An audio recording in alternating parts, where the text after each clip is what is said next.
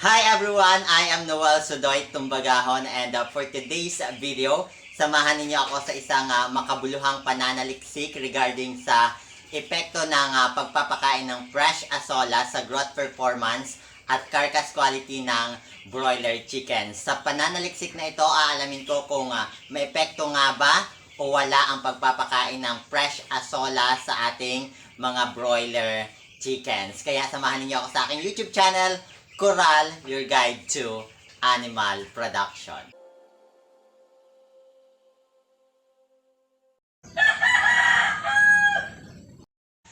Dalawang oras bago dumating ang mga sisiw ay binuksan ko ang ilaw sa bawat compartment na paglalagyan ko sa kanila. Mahalaga ito upang maipon ang init sa loob ng bawat compartment na kung saan ay kakailanganin nila during brooding period.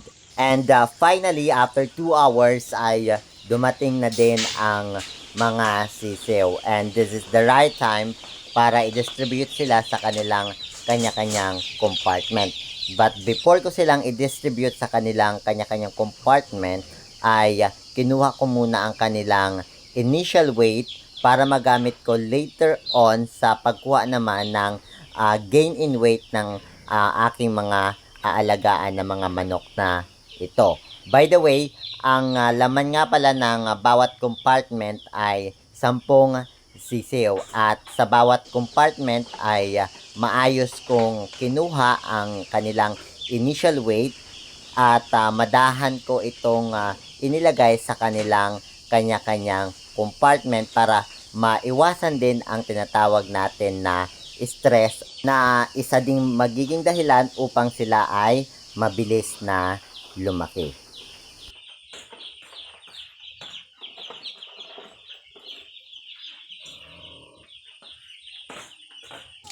And after na ma-distribute ko mga kakoral ang mga sisiw sa kanilang kanya-kanyang compartment ay nag-prepare naman ako ng kanilang inuming tubig. At sa kanilang inuming tubig pala mga kakoral ay magdadagdag ako ng pinakuluang dahon ng lagundi. Ang dahong pinakuluan pala mga kakoral ay ito ay resulta ng aking pag-aaral before at ngayon ay gagamitin ko para sa aking mga aalagaan na manok para may pangontra agad sa kung anumang uri ng sakit na dadapo sa ating mga aalagaang manok. At habang hinihintay na kumulo ang ating pinakuloang dahon ng lagundi mga kakoral ay naglagay naman ako ng tubig sa bawat watering straw. Ang bawat watering straw nga pala mga kakoral ay may pare-parehong sukat ng tubig na aking inilagay. Bale, ang bawat watering straw mga kakoral ay naglalaman ng 500 ml. 500 ml lang muna sapagkat maliliit pa naman ang ating mga sisiw. Hindi pa nila yan kaya ubusin sa loob ng 12 hours. And after 12 hours mga kakoral o sa hapon, ay papalitan ko na naman ang kanilang tubig. Mahalaga na fresh at malinis na maibigay ang tubig sa mga aalagaan na manok upang maging safe din yung ating mga manok na makakuha ng anumang sakit sa ating tubig na inilagay. And finally, mga kakoral ay kumulo na yung pinakulo ang dahon ko ng lagundi and this is the right time naman para mag-distribute naman ako ng tawag dito ng pinakulo ang dahon ng lagundi sa bawat watering straw. At sinukat ko ng maayos ang nilagang lagundi sa na ilalagay sa bawat watering straw na i-introduce naman natin sa mga broiler chickens. Bali, dito nga pala sa pananaliksik na ito mga kakoral, lahat ng experimental birds or test birds ay makatatanggap ng same amount ng water at the same time, same amount ng nilagang pinakulo ang dahon ng lagundi. At magkakatalo na lang yan sa kanilang consumption or water consumption.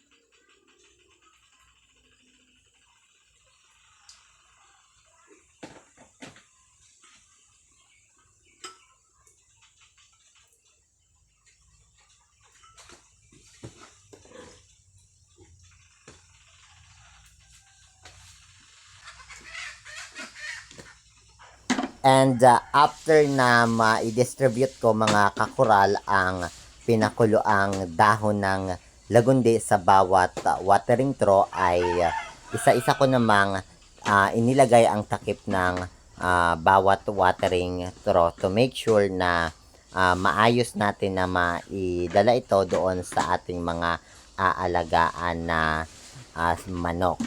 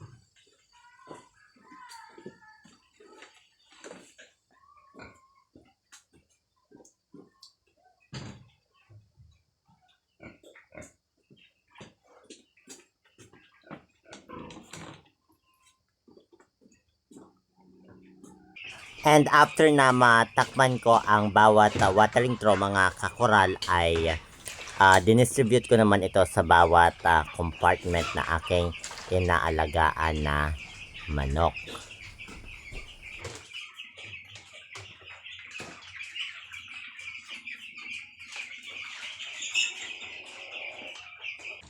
And after na ma-distribute ko mga kakoral ang inuming tubig sa aking mga alagang manok ay nag-proceed na ako sa gagawa ng pagkain ng aking mga broiler chickens. Before pala niyan mga kakoral ay umaga pa lang, nangolekta na ako ng azola sa aking azola pond para hugasan at tuluin ang tubig sa azola para kapag inihalo siya sa feeds ay hindi mabasa yung feeds. And halos isang timba nga pala dyan mga kakoral ang aking kinolekta.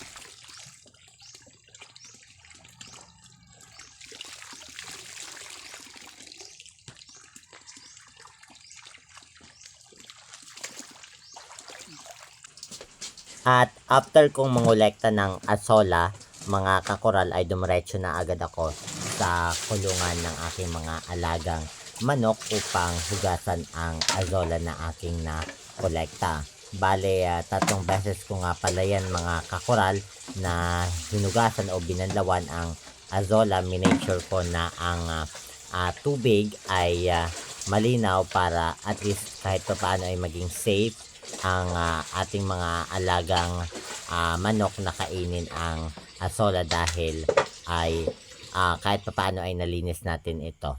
And after pala na mahugasan ko ng 3 beses niyan mga kakoral ay inilagay ko na sa tray. Of course, kapag tray, butas-butas yan at upang patuluin ang tubig na nakakapit sa azola nang sa gayon ay hindi basa ang feeds na paghahaluan natin ng azola.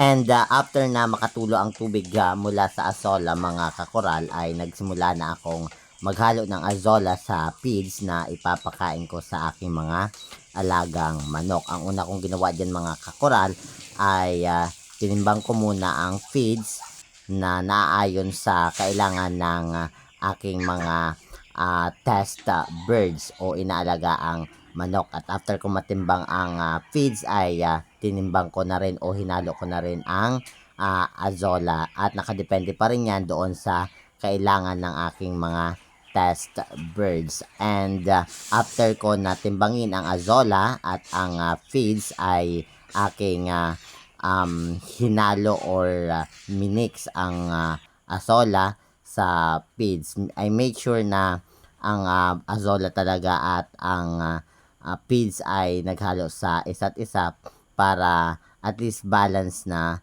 makain ng aking mga aalagaang manok.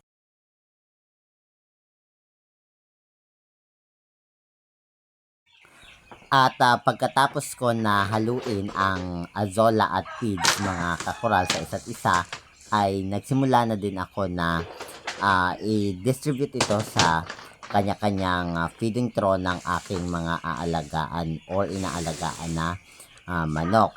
Ang una kong ginawa ay kinuha ko sa ilalim ang mga feeding trough at isinilansan sa lamesa para maalwan ang paglalagay ng feeds sa bawat feeding trough. And after nyan ay kinuha ko ang timbangan.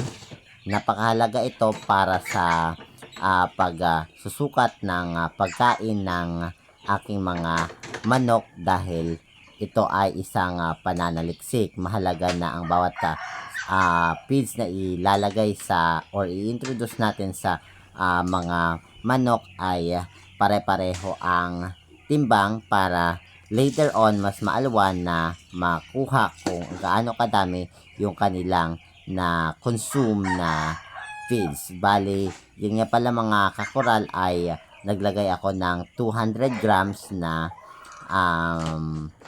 feeds sa bawat feeding trough ng aking mga inaalagaan na manok. And right after nyan mga kakoral ay nagsimula na rin akong dalahin siya doon sa loob ng kulungan ng aking mga manok at upang i-distribute sa kanilang kanya-kanyang compartment. Ang naka-arrange na pala yan mga kakoral para mas maalwan sa akin kung saan ko siya ilalagay na treatment.